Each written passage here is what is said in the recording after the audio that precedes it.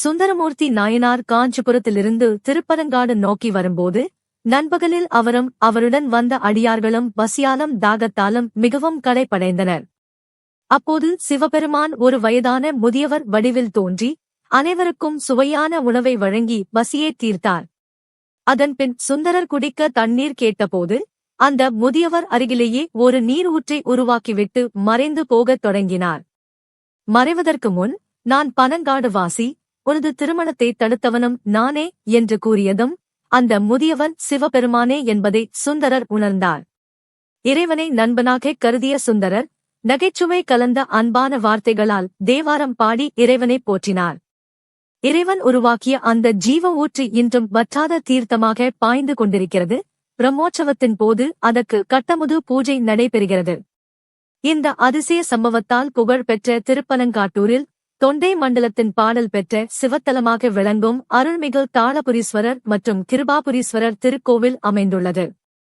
இந்த கோவிலில் ஆண் பனை மற்றும் பெண் பனை என 2 புனிதமான பனை மரங்கள் ஸ்தல விருட்சங்களாக அமைந்துள்ளன. அகஸ்திய முனிவர் தாளபுரீஸ்வரர் லிங்கத்தை பிரதிஷ்டை செய்து முதலில் வழிபட்டதாகவும் அவரது சீடரான புலஸ்தியர் அருகில் கிருபாபுரீஸ்வரர் லிங்கத்தை நிறுவி வணங்கியதாகவும் கூறப்படுகிறது. ஒரே கோவிலில் 2 மூலவர்கள் இருந்தாலும் இருவரும் ஒரே சிவபெருமானின் அருள் வடிவங்களாகவே பக்தர்களால் கருதப்படுகின்றனர்.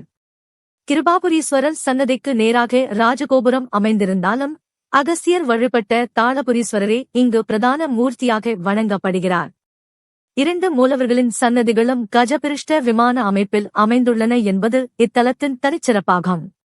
தாளபுரீஸ்வரர் சன்னதியில் லிங்கோத்பவர் மற்றும் துர்க்கை அம்மன் அருள்பாலிக்க, கிருபாபுரீஸ்வரர் சன்னதியின் பின்புறம் மகாவிஷ்ணுவும் அருகில் சண்டிகேஸ்வரரும் காட்சியளிக்கின்றனர். இரு ஈசன்களுக்கும் தனித்தனியாக தெற்கு நோக்கிய அம்பாள் சன்னதிகள் அமைந்துள்ளன. அவற்றில் அமிர்தவல்லி அம்பாள் சற்றே உயரமாக காட்சியளிக்கிறார். இங்குள்ள தட்சிணாமூர்த்தி இடது காலை மடித்து கீழே நந்தியுடன் அரிய வடிவில் அருள்பாலிக்கிறார். விநாயகர் சன்னதியில் நாகதேவதையும் மடியில் அம்பாளை வைத்திருக்கும் அபூர்வ விநாயகர் திருவுருவமும் காணப்படுகிறது. வன்னி மரத்தின் கீழ் அருள்பாலிக்கும் சனி பகவானுக்கு வன்னி இலைகளால் அர்ச்சனை செய்தால் தீய பலன்கள் நீங்கும் என்பது பக்தர்களின் நம்பிக்கையாகும். பனை மரங்களை வலம் வந்து இறைவனை வேண்டினால் திருமணத் தடைகள் நீங்கும் என்றும் பனம்பழத்தை படைத்து உட்கொண்டால் மகப்பேறு கிடைக்கும் என்றும் நம்பப்படுகிறது. இந்த ஆன்மீக தகவல் உங்களுக்கு பிடித்திருந்தால் வீடியோவை லைக் மற்றும் ஷேர் செய்யுங்கள். இதுபோன்ற மறைக்கப்பட்ட வரலாற்று அதிசயங்களையும் ஆன்மீக ரகசியங்களையும் தெரிந்து கொள்ள நமது டைப்போபீடியா சேனலை சப்ஸ்கிரைப் செய்ய மறக்காதீர்கள். Small tips, big impact. ஓம் நம சிவாய.